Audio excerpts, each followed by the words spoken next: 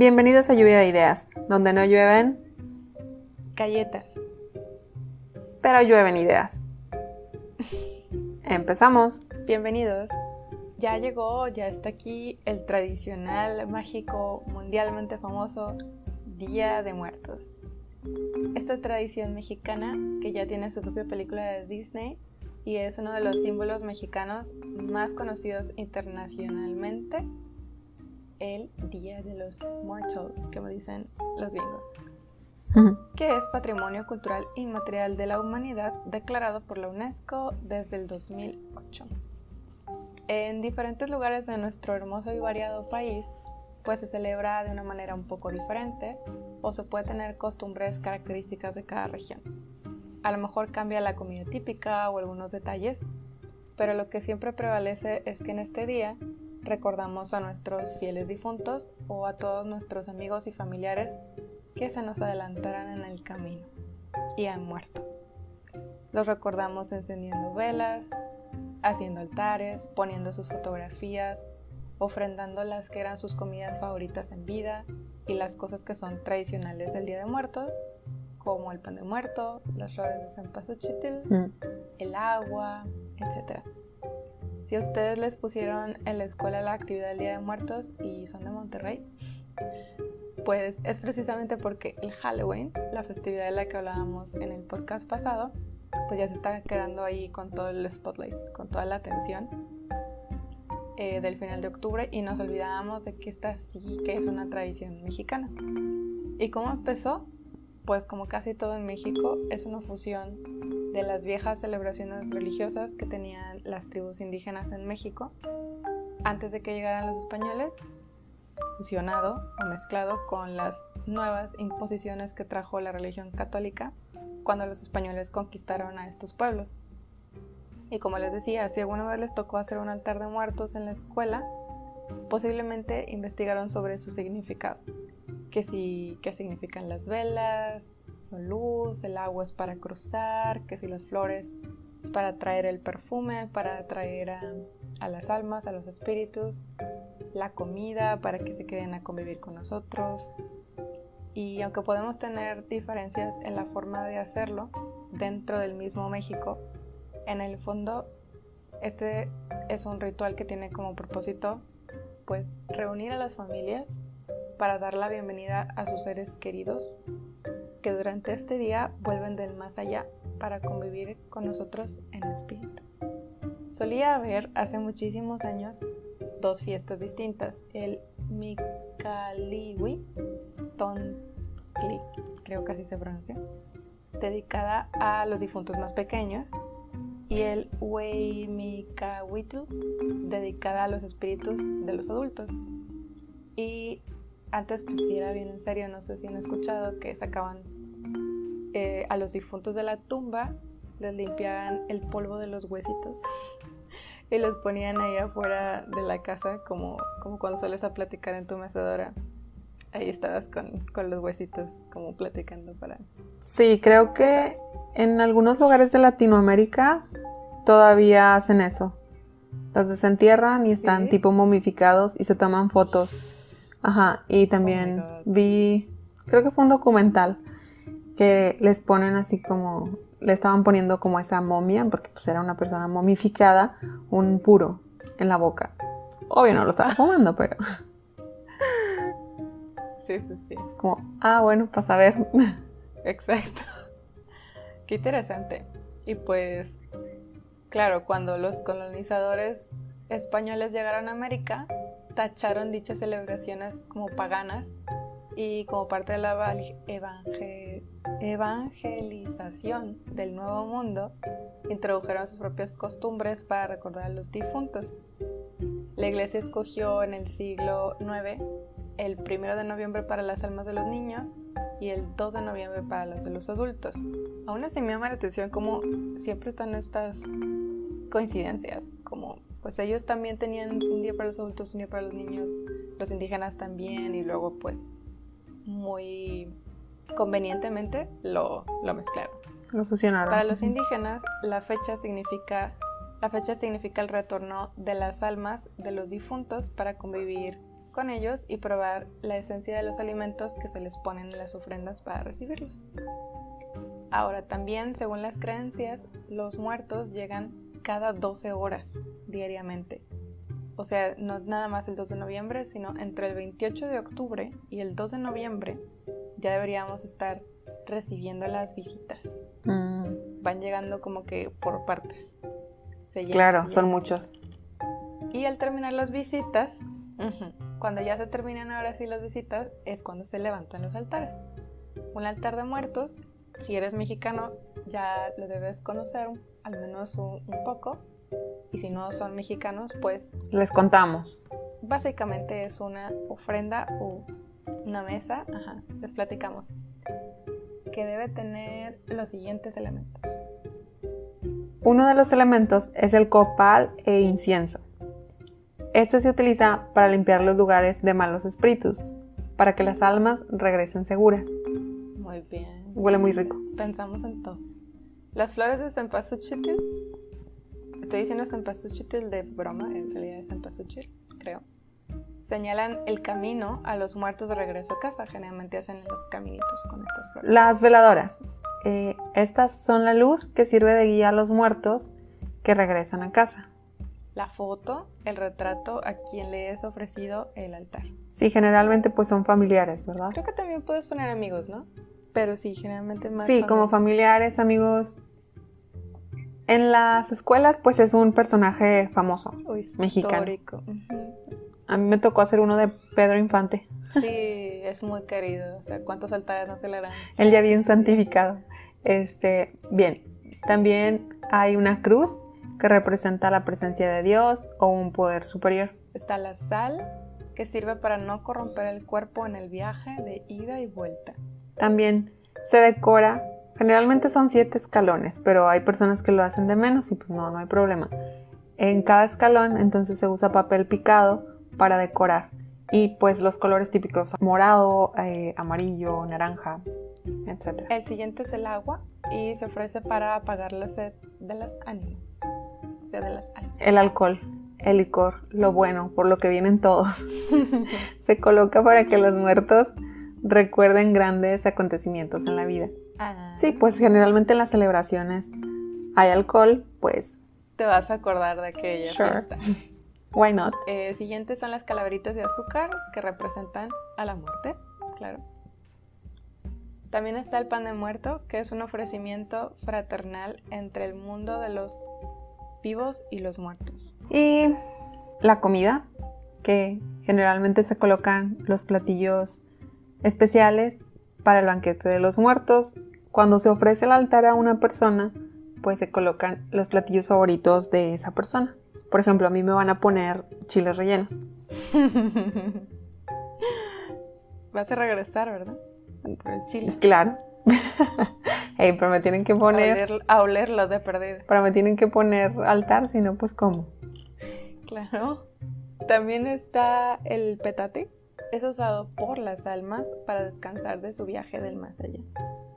Vienen cansados, oigan, está bien lejos. Sí, y también pues hay fruta generalmente. Y estos son partes de los alimentos que se comparten con los difuntos. Muchas veces ponen la fruta de temporada. No necesariamente que les haya gustado, pero como tejocotes o manzanas, naranjas. Bueno, y pues si ustedes son mexicanos ya habrán visto altares de muertos durante momentos en su vida. Son muy bonitos, hay mucha creatividad, hay muchas cosas en lo que pueden mantener los elementos, pero aún así ser creativos y ser diferentes. Y podemos observar infinidad de cosas.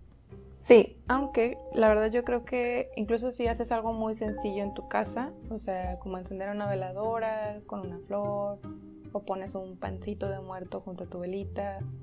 O sea, no todo el mundo a lo mejor tiene la oportunidad o el espacio o el tiempo de hacer todo el ritual bien, con tus 7 escalones, con todos los moñitos. Pero aún así es importante y es bonito recordar, aunque sea, como les digo, encender la velita, recordar a aquellos que extrañamos y pues que ya no están en este mundo material. Sí, yo creo que está bonito. Por eso Yo creo que los que lloraron con la película de Coco, pues conocen el sentimiento de perder a alguien. Y pues está padre tener esta celebración para, pues precisamente, o sea, recordar las cosas buenas. Claro, recién que alguien muere o fallece, pues no lo vas a tomar a lo mejor de esa manera, ¿verdad? Si estás todavía como que Dolido. sin poder creerlo. Pero eventualmente, pues, yo creo que es un muy buen ejercicio para sanar o para superar, tal vez, la pérdida. Sí, porque lo que queremos recordar, aparte de que los buenos momentos que tuvimos, es que esos buenos momentos, pues, tú todavía los puedes vivir. O sea, generalmente también se hace con la familia, con los que tienes ahí todavía.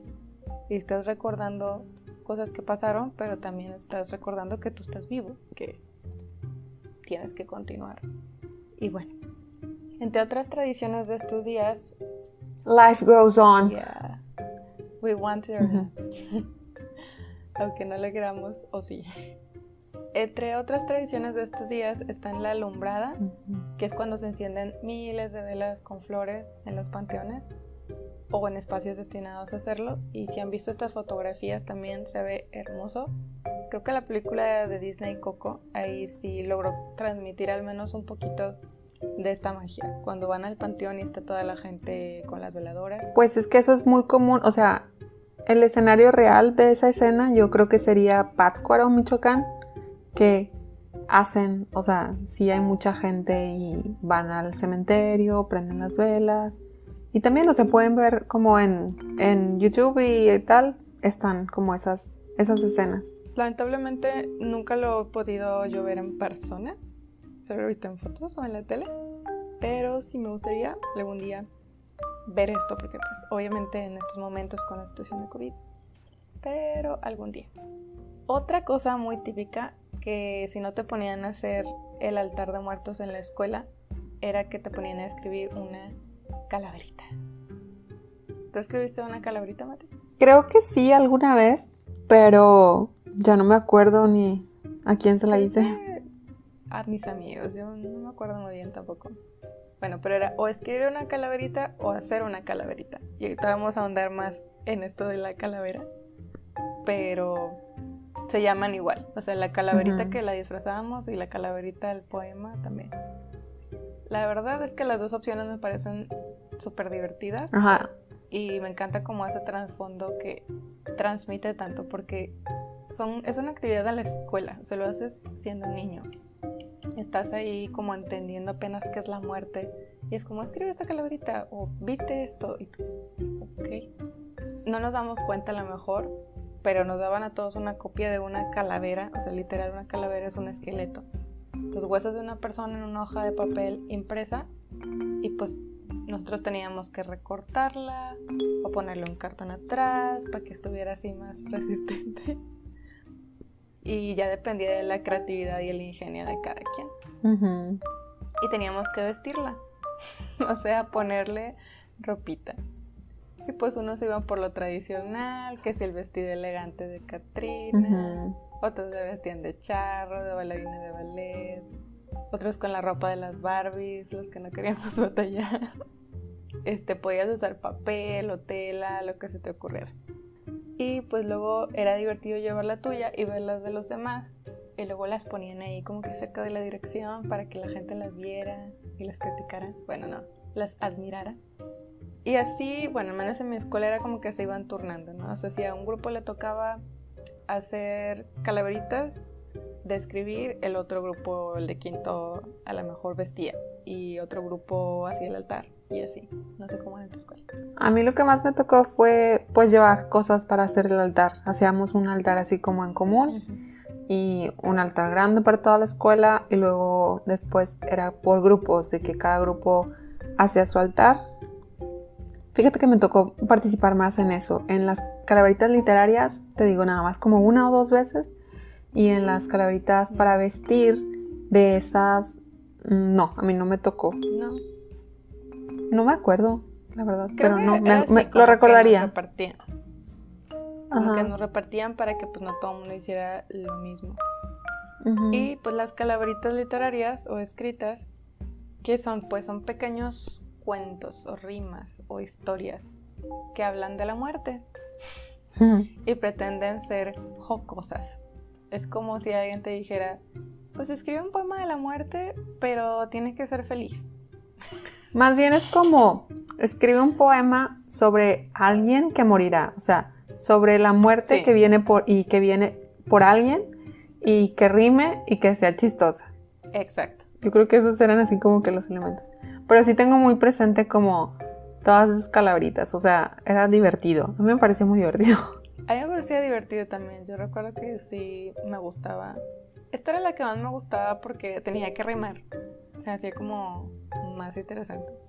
Ajá. Y pues los mexicanos de que, sí, ¿cómo no? O sea, poema de la muerte que esté chistoso. Todo lo hacemos chistoso. Sí. Y pues ahí estabas tú como, estaba Matilda en la casa, viendo pasar la mañana, cuando llegó la calaca y se le hizo un nudo en la panza. Esta es una calaverita para ti, Matilda. Thank you. Te falta, pero ahí va. Sí, es como el primer verso. Muy bien, vas bien. Entonces, pues ahí estabas escribiendo tus coplas para la tarea o decorando tu calaverita. La verdad no sé si es algo que todavía están haciendo en las escuelas. Sí. Pero pues qué bonitas tradiciones. Creo que a lo mejor... En mi escuela, bueno, en la escuela donde trabajo, están haciendo calaveritas literarias y las pusieron como competencia. Entonces, pues escribe su calaverita y el que tenga más likes, más votaciones, más votos, entonces ese gana un premio. Muy bien. Está padre. Sí, claro. Los pones ahí a trabajar su creatividad. Creo que ayuda a aumentar el interés de los más jóvenes, pues en estas tradiciones, que a fin de cuentas, pues es lo que queremos preservar. Por último, les quería platicar de cuando estuve trabajando en Reino Unido. Y este fue el tema del que más me preguntaban los alumnos. Eran de secundaria, como primero y segundo de secundaria. Y me decían, ¿pero por qué están felices si la muerte es triste? Y yo como... No, creo que hay una malinterpretación. O sea, Sí. ¿sabes? En la escuela de español, cuando enseñábamos español. Entonces, como, no estás feliz de que alguien murió. No estás feliz de que ya no esté contigo. Te da el mismo dolor que a otro ser humano perder a alguien importante en tu vida. O sea, esa parte, o sea, no se toca, no juegas con eso. A lo que hacemos referencia no es tanto una celebración en sí de que, qué chido se murió o whatever. Es más bien, sí, es más bien un poco más profundo. Es recordar a esa persona, o sea, justo lo que decíamos al inicio, recordar los buenos momentos que pasaste con esa persona, que si bien ya no vive esa persona, pues sí viven en ti. O sea, esa persona sí vive en ti y hay esa especie de trascendencia y también el hecho de que no se sienta como algo olvidado. Porque en el día a día, pues, te envuelves, o sea, en miles de cosas, pero creo que va más allá. O sea, es un sentimiento más profundo.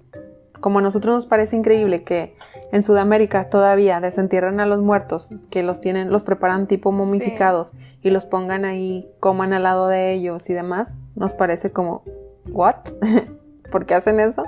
Para otras culturas les parece extraño lo que nosotros hacemos, pero no sé, o sea, simplemente son tradiciones y son cosas como muy, muy, muy arraigadas que yo creo que es para alimentar como que el espíritu de los vivos o para darles tranquilidad. Bueno, ¿qué te dijeron? Sí, creo que, o sea, en el extranjero está un poco malinterpretado porque, pues, como todo, no puede explicarse con exactitud, con detalle, algo que es tan complejo. No es una cosa simple de, pues ya, o sea, estamos felices y por eso viva la muerte. No, o sea, no. Más bien, es todo lo que ya explicamos y pues como yo no tenía a lo mejor tantísimo tiempo, mi manera como más simple de decirles es que, bueno, no estamos felices de que se murieron, como dices, obviamente, sino de que vivieron.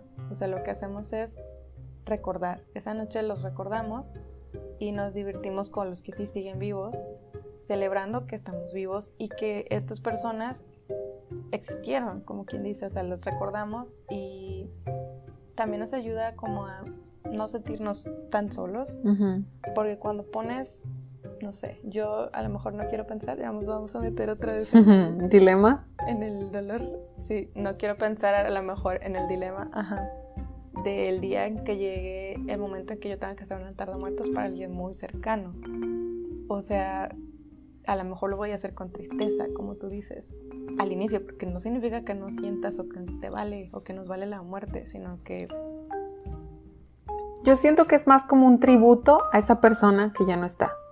Sí, o sea, es ese querer abrir ese camino con los espíritus para no estar solo, para recordarlo, para que te venga a visitar. Sí.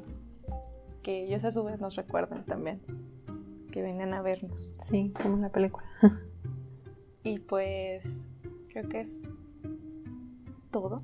Si ustedes tienen diferentes formas de celebrar el Día de Muertos o tienen alguna tradición especial en su familia que quieran compartir, estaría interesante verla. Que nos cuenten si hacen un altar o tal vez, bueno, saben, 2020 está horrible y demás. Y también, desafortunadamente, este ha sido un año difícil para todos y pues hay personas que perdieron también a parte de su familia o algún miembro de su familia.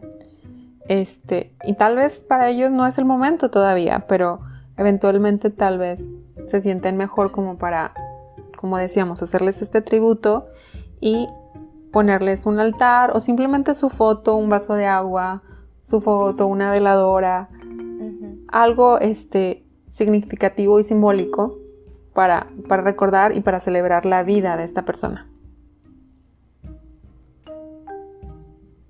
Para continuar, y como está relacionado, pues en este episodio decidí escribir sobre un tema relacionado y me refiero a la creación de José Guadalupe Posada. Posada fue un ilustrador y caricaturista de Aguascalientes. Se hizo famoso por sus escenas folclóricas de crítica sociopolítica y, claro está, por sus ilustraciones de calaveras. Creo que eso fue lo que llamó más la atención o lo que le dio como más visibilidad. Sabemos que todo artista busca su voz o la forma de expresar su arte de una manera única. De esa manera pues lo pueden identificar fácilmente. Pues José Guadalupe Posada lo hizo a través de las calaveras. Más en específico pues vamos a platicar sobre la Catrina, la cual ha sido su obra más conocida. Originalmente el nombre de la Catrina tenía otro nombre, se llamaba la garbancera. Esta palabra es equivalente a lo que nosotros reconoceríamos como el wannabe. ¿Por qué? Porque la garbancera era una palabra que se usaba para referirse a las personas que vendían garbanza, quienes de origen indígena aparentaban ser europeos y rechazaban su propia raza, herencia y cultura. Entonces, pues sí, ellos estaban como intentando ser alguien más. Es entonces que la Catrina o garbancera es una crítica hacia los nuevos ricos, quienes en su afán de compensar su sentimiento de inferioridad imitaban a los europeos. Este personaje... Por eso entonces la vestimenta. Okay. Sí, como más exagerada y tal. Originalmente como así surgió este personaje, pero ya después Posada utilizaba las calaveras para hacer una crítica. Entonces, este personaje en específico de la Catrina hizo su aparición durante el mandato presidencial de Benito Juárez, Sebastián Lerdo de Tejada y Porfirio Díaz. Es decir, este artista estuvo activo durante esos periodos presidentes al poder. Exacto. La influencia de Posada llegó hasta la obra de Diego Rivera, quien la bautizó como la Catrina. O sea, originalmente era la garbancera y cuando Diego Rivera la plasmó en uno de sus murales más famosos, Sueño de una tarde dominical en la Alameda Central, en la pintura este personaje va de la mano de su creador, también pintó a Posada, y está rodeada por la mismísima Frida Kahlo y la una versión infantil de Diego Rivera. En la actualidad, la Catrina se ha convertido en un símbolo de la cultura mexicana y se ha popularizado tanto dentro como fuera de México. Muchas personas aprovechan y se disfrazan de catrinas o esqueletos, incluso en Halloween. O sea, es Halloween, pero ellos ya traen el disfraz de Catrina. Además, recientemente, como lo comentábamos antes, gracias a Coco y a los videos, por ejemplo, el de Robin Schulz de Prayer in Sea, es más identificable. Este personaje es más identificable de manera no solamente nacional, sino también internacional. Hay que aclarar que la Catrina no es el único personaje de Posada. En general, él usaba esqueletos para realizar sátiras en contra del gobierno. Por medio de ellas evidenciaba la desigualdad, la injusticia social. Además, consolidó la fiesta del Día de Muertos por medio de su obra, en la que reflejaba la vida cotidiana y las actitudes del mexicano promedio, de calaveras actuando como gente viva. ¿Te acuerdas que cantábamos también una canción? Las calaveras están en el no sé qué. Salen de Ahorita me acordé. Chumbalaca, chumbalaca, chumbala. Ajá, sí. Y pues bueno, si ustedes se han vestido de Catrina, incluyan su foto. A mí me encanta, yo siempre he querido disfrazarme de Catrina algún día. Es que ves, también creo que el significado cambia. Creo que muchas personas no sabíamos esto. Yo no sabía esto, o sea, cuál era el origen de este personaje. No, pero no cambia el significado. O sea, ok, cambia mi perspectiva de ahora tengo más trasfondo, pero para mí sigue significando lo mismo. Es un símbolo mexicano, representa pues, la muerte y la sociedad, una crítica, pues me parece mal. Sí, porque tiene más peso como eso otro, porque también ya está más popularizado. Bueno, este tema nos da paso al siguiente, que porque si bien la Catrina es un personaje y el Día de Muertos es un día especial en la cultura mexicana, es inevitable hablar de esto sin hacer referencia a la muerte. Y pues como decía Octavio Paz en El laberinto de la soledad, la muerte es un espejo que refleja las vanas gesticulaciones de la vida. Una sociedad que niega la muerte, niega también la vida. El concepto de el fin nos hace replantearnos la razón de nuestra propia existencia. Y dependiendo de la perspectiva de cada persona, las expectativas son variadas. Sin embargo, en el mayor de los casos, el común denominador es la trascendencia. De ahí la reflexión del poeta cubano José Martí, que antes de morir hay que tener un hijo, plantar un árbol y escribir un libro. Todas estas son formas de trascender. Se lo dijo José Martí, no sabía. Es como, oiga, es mucha tarea. Bueno, pues todas esas son formas de trascender, de hacer valer la vida, de dejar un legado. Como seres humanos nos negamos ante la posibilidad de que la vida sea solo lo que hay, solo lo que vemos y pues claro, ya que el principal motivo de la vida es vivir, es decir, que a través del tiempo, de las generaciones y si volteamos hacia atrás, podemos darnos cuenta de que hemos tenido grandes logros. La expectativa de vida en México previa a la pandemia y para este año 2020 era de 72.33 años para los hombres y 78.11 para las mujeres. No suena tanto, pero... ¡Wow! 6 años de diferencia. Ajá. No suena tanto, pero en realidad es un promedio. Bien, pues teniendo esto en mente, me sumergí a investigar un poco más sobre la muerte y el proceso de morir. Yendo de página en página, me encontré con una investigación llamada La percepción de la muerte en el curso de la vida, un estudio del papel de la muerte en los cambios y eventos biográficos, lo cual está muy padre. Les voy a dejar aquí la información en la cajita de descripción porque está muy interesante. Este estudio o esta investigación es de Gloria Lynch y María Julieta Odón. Les dejo los datos por aquí y mis impresiones.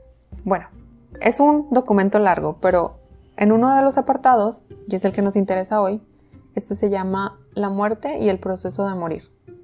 En este nos vamos a enfocar un poquito. En el texto describe a la muerte como un fenómeno tan complejo y ambiguo y desconocido que escapa una y otra vez a los intentos de aprenderlo intelectualmente. De ahí que la pregunta sobre la muerte haya sido abordada desde las distintas disciplinas y desde múltiples perspectivas. Ellas mencionan que Philippe Arié, uno de los especialistas más destacados en el estudio de la muerte, sostiene en varias de sus obras que la percepción de la muerte en Occidente ha atravesado grandes etapas. La primera se llama la muerte domesticada, y esta abarca del siglo VI hasta el XVIII. En esta los individuos tomaban conciencia de su muerte ante la aparición de ciertos signos naturales y la esperaban confiados en Dios. La muerte consistía en una ceremonia pública en la que estaban presentes los familiares, incluidos los niños. Se aceptaba la muerte de una manera natural y sin expresiones extremas de emoción. Esto me recordó a las escenas de las películas como de los 80s más o menos, en la que el enfermo yace en su cama, está tendido en la cama, rodeado de la familia, esperando la bendición del sacerdote o diciendo las últimas palabras o su última voluntad a alguno de sus seres queridos. En cierta forma es una percepción romantizada de la fatalidad del evento. Si se fijan, todos están como muy tranquilos y están esperando a que la persona pues pase a mejor vida. En la segunda etapa, Philip denomina a la muerte invertida. La muerte se oculta y cambia su sentido. El lugar que le ocurre se desplaza desde el hogar familiar al hospital, y las ceremonias funerarias y los duelos devienen más discretos e íntimos. A partir de mediados del siglo XX, este proceso de institucionalización de la muerte se profundizó. El proceso de morir, incluidos los rituales, su función, tanto respecto al muerto como a los sobrevivientes, se profesionalizó. Al mismo tiempo, fenómenos tales como el aumento de la esperanza de vida, el envejecimiento de la población y otros relacionados han influido en que las personas ya no sean socializadas en la muerte. Tanto es así que Blanco Picabia y Antequera Jurado llegan a sostener que en las sociedades occidentales actuales se intenta silenciar e invisibilizar a la muerte. Esto me hace pensar en la industrialización y el capitalismo inminente que transformó las sociedades. Es decir, ya no hay tiempo ni siquiera para morir, porque en las funerarias tienes un tiempo limitado para velar a tu familiar, tienes el tiempo limitado para ir a enterrarlo. Es decir, sí está muy profesionalizada y también en cierta forma automatizada. Sí, es muy interesante. Es como cualquier cosa que se hiciera antes de una manera, ahora ya se encontró la forma de hacerlo más, entre comillas, eficaz o más ordenado o más, o sea, como dices tú, el capitalismo. A lo mejor no que no tengas tiempo para morir, te vas a morir, pero o sea, no existe ya ese espacio para tomar las cosas con calma. Y sí, o sea, todo el mundo lo vemos así. Si tú tienes la desgracia de estar cerca de una persona que fallece o fallece algún familiar, etcétera, de inmediato piensas en lo que tienes que hacer y esas son tus obligaciones y las haces y... Ajá, no hay tiempo... Perdón, más bien no hay tiempo para el duelo. Sí, o sea... O sea, creo que el hecho de antes de... Sí, es como luego. La forma de hacer este ritual daba un poco más de tiempo para la familia y los familiares de procesar el evento o el shock. Y ahora como todo va muy rápido, no lo procesas de la misma manera y te quedas con el trauma muchos años más. Bueno, frente a esto surgen respuestas... Y no sé, creo que tenemos... Perdón, o sea, como que tenemos la urgencia, que no sé si es real, porque ahora que lo pienso, pues puede ser algo adoctrinado, de que tenemos que enterrar a la persona ya, porque pues es un cuerpo y empieza la descomposición, etcétera, y como que tenemos mucha prisa, cuando tal vez no es necesario tener tanta prisa, pero todo cuesta mucho dinero también, o sea, ok, no lo vas a enterrar hoy, lo vas a enterrar mañana, pero tú ¿dónde lo vas a tener? Y... ¿dónde lo vas a estar velando? ¿Cuántos días? Y es como mucho dinero. Es que es la sociedad... Y lo convierten en eso, en un problema de dinero. En un negocio, ajá, exacto. Y bueno, después hablamos sobre esto, ¿sí? Porque tengo un chisme relacionado con eso. El negocio de la muerte, luego hablamos de eso. Bueno, frente a todo esto que ya les mencioné, surgen como respuesta dos tipos de actitudes. Una, definida por el rechazo, y la desritualización, es decir, lo que decíamos, todo va muy rápido, entonces pues ya no hay un ritual, ya no hay un procedimiento, ya nada más es entiérralo y rápido. Y la otra, por la renovación del ritual y del cuidado de quien está por morir. Bueno, esa otra pues es obviamente si alguien está al cuidado de esa persona que está por morir, tiene como más tiempo también para procesar.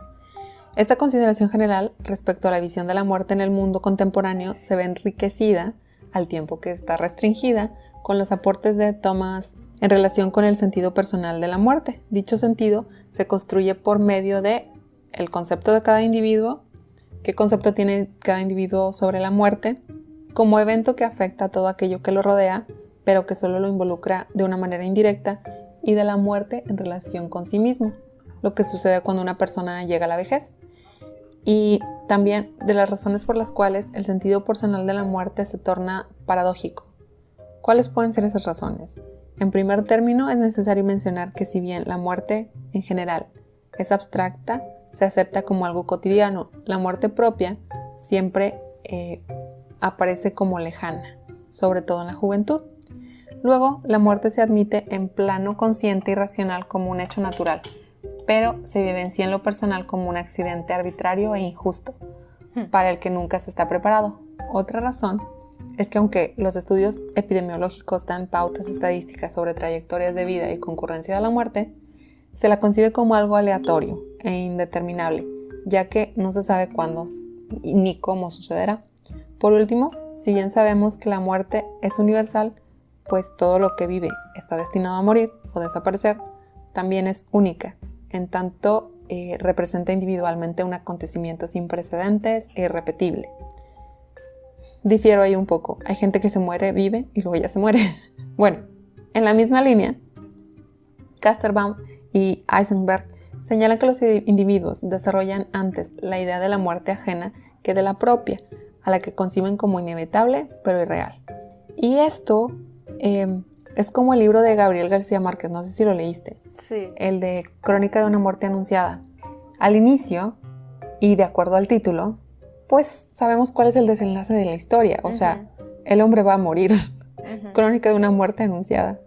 Pero cuando vas leyendo y no sé, al convivir con el personaje o saber la juventud y la vida que tiene este personaje, el lector lo hace parte de sí mismo y olvidas eso y sufres otra vez con el desenlace que ya te lo dijeron en el título. Es decir, la muerte de Santiago Nazar se convierte en un evento inesperado, irónicamente. Entonces, por lo tanto, lo que dicen aquí es que es fácil hacerse la idea de que otros morirán, pero nos olvidamos de nuestra propia muerte. Claro, porque todos van a morir menos yo. No creo que sea tanto eso, sino como que estás ocupado o a veces dices, pues si a mí me pasa algo, no importa. No, si te pasa. O hay gente que piensa así de que, ok, que no le pase nada a mi mamá, que no le pase nada a mis hermanos, o sea, las personas que quieres o que sientes muy cerca. Y yo pues, X, no importa. Entonces no vas por la vida pensando, ¿en qué momento me moriré? ¿Cómo me moriré? O sea, tal vez de vez en cuando lo reflexionas. Cuando vas a un entierro, cuando hay algún accidente, dices, ¿y si fuera yo? Pero no vas por la vida como todo el tiempo. Which is good, porque entonces puedes disfrutar la vida. Bueno, otras investigaciones empíricas muestran que la mayoría de los individuos no se enfrentan con la muerte hasta muy tarde en el proceso vital, siendo su impacto diferente según el momento de la vida en el cual esto ocurre, ya que la carga traumática que tienen las pérdidas va disminuyendo a lo largo de la vida. Es decir, si eres muy joven y pierdes a tu mamá, tu papá, tu hermano, es un impacto muy grande. Pero después de los 50 años, los individuos están más expuestos a enfrentar a la muerte de personas en su entorno, lo que les hace sentir su propia finitud. Así, las personas ancianas son más conscientes de sus posibilidades de morir que los jóvenes. Y ese hecho es un importante factor en la manera en la que se estructuran sus vidas y en el sentido que le dan. Norbert Elias, en su libro La soledad del moribundo, dice que, dado que los ancianos van quedando solos, experimentan la muerte de los otros como una premonición. Es como, sigo yo. Todo esto que dicen sobre depende de la edad, es también la percepción que se tiene sobre la muerte, me recuerda una conversación entre mi mamá y una vecina. Las dos son mayores, entre comillas, y en ese entonces tendrían yo creo que unos 68 o 71 años. La vecina, después de compartir algunos detalles de su vida, algunos de quejarse, no sé, no estaba poniendo atención, comentó algo así como, bueno, doña, refiriéndose a mi mamá, lo bueno es que igual nosotras ya nos vamos a morir. Y mi mamá le respondió, yo no. Es como, ¿qué te pasa? Yo no. Me dio mucha risa. Entonces, sí, tal vez mi mamá no ha tenido muchas personas cerca de ella, no ha tenido tantas pérdidas, como dicen. Entonces, y la otra persona sí, y ya lo ve como una premonición, o sea, está más consciente de su etapa de vida, de que sí, es un proceso inevitable. O sea, nadie se quiere morir, pero sí, el hecho de que estés más consciente de ello, pues, es lo que puede como cambiar. Creo que es muy difícil estar consciente o siempre consciente. Creo que por humanidad, o sea, no por humanidad, más bien por instinto del ser humano intentamos ¿Vivir? No que no pensemos en la muerte, pero sí, ajá. O sea, tendemos a enfocarnos en lo contrario. Entonces no solemos tener, y bueno, por eso el lema de tantas compañías de seguros, como de, pues ten cuidado, que tenlo en tu mente, hazlo por tus familiares, porque es algo que no queremos tener en la mente, no tenemos en la mente. Y pues es muy difícil para la gente que hace ese tipo de mercadotecnia, lo siento por usted, el incitar a la gente a comprar ese tipo de productos porque la gente no quiere pensar en su propia muerte. Sí. Sí, porque es un evento traumático, es como, ¿por qué quiero sufrir de esa manera? Bueno, esa angustia se relaciona con el hecho de que una muerte sea considerada como natural. Las muertes naturales son aquellas que llegan a causa de la edad o no natural. Por ejemplo, se supone que los niños no mueren y se espera que los hijos mueran después que los padres. Frente a estas muertes extemporáneas, las personas no saben cómo reaccionar o cómo asimilarlas. Son muertes perversas, entre comillas. El no respeto por ese orden para morir, instituido socialmente, genera muchas veces conflictos en las relaciones familiares y sociales. And this sucks. I totally agree.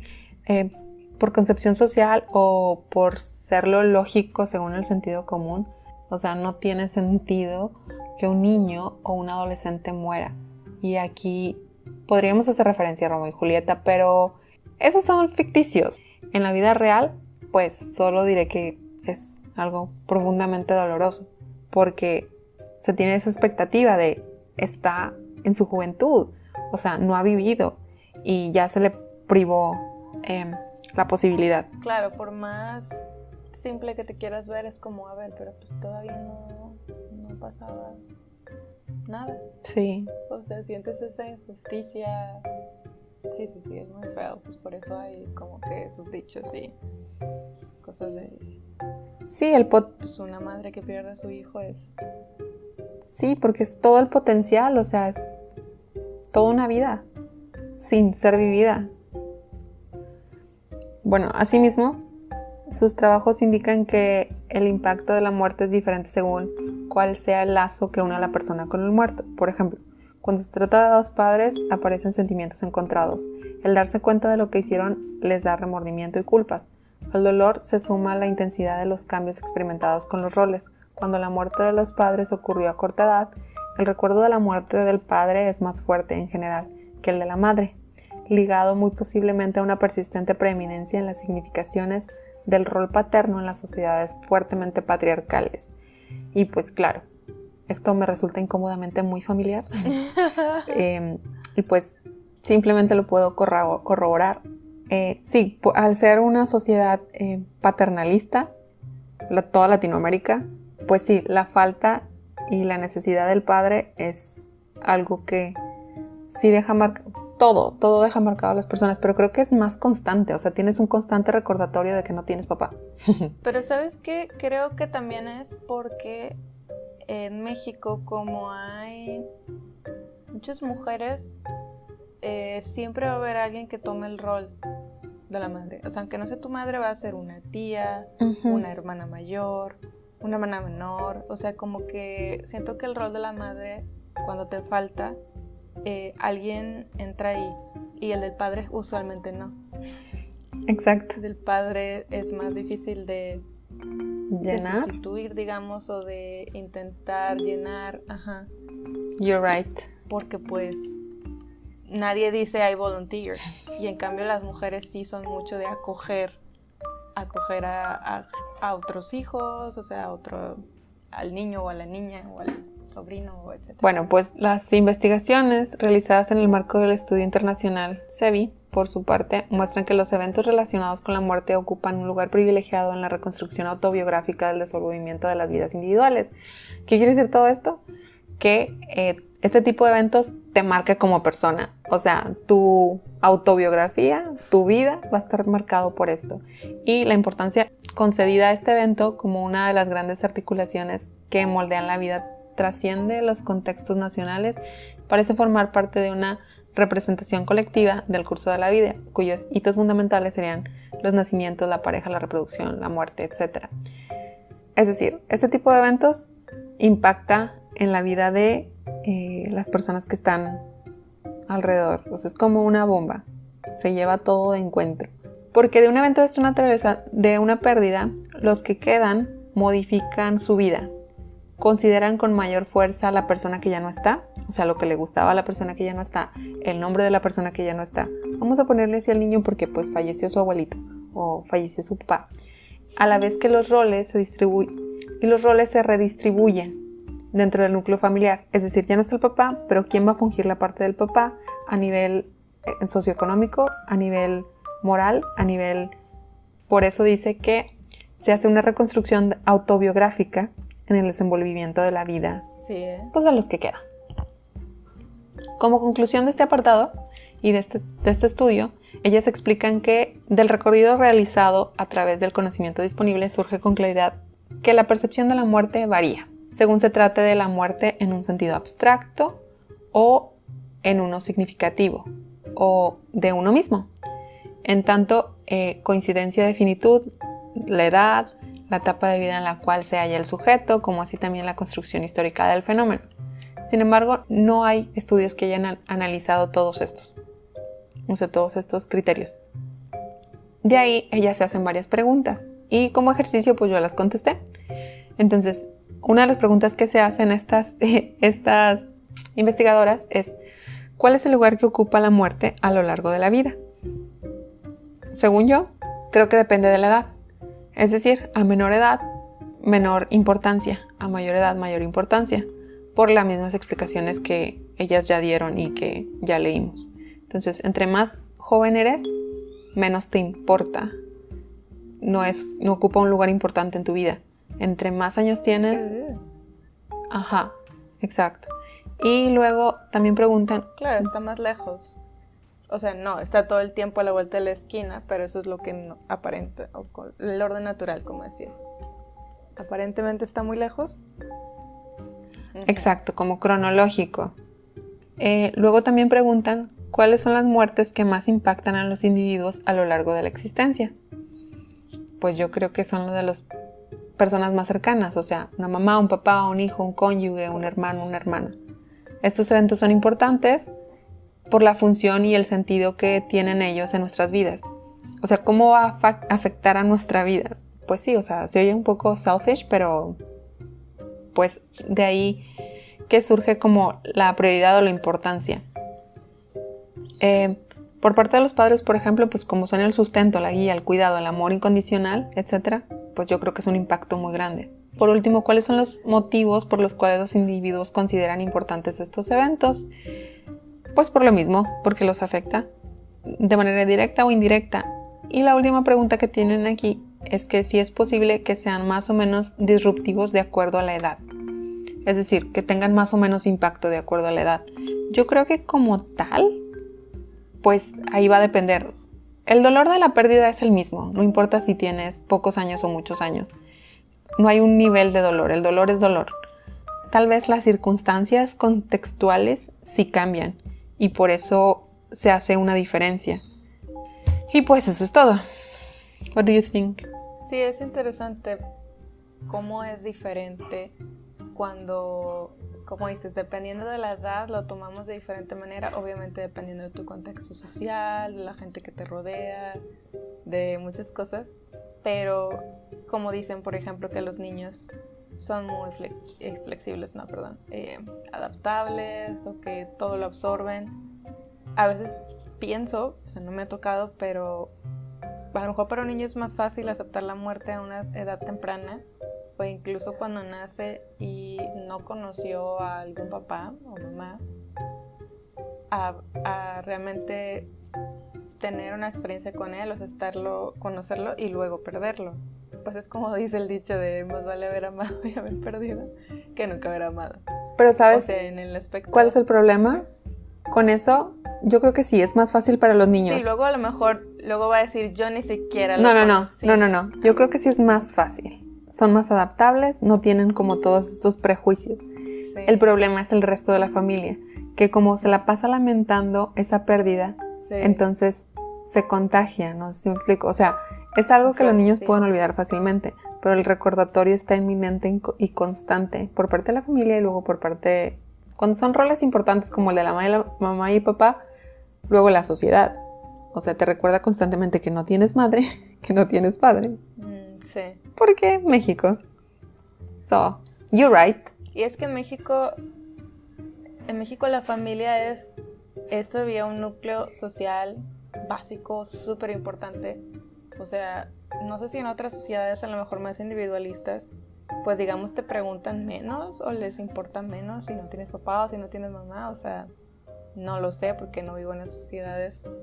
Pero aquí sí es como de, o tu mamá es tal, o tu papá dijo tal. O sea, como es muy importante su reputación, digamos. O sea, en la misma cuadra, en la escuela.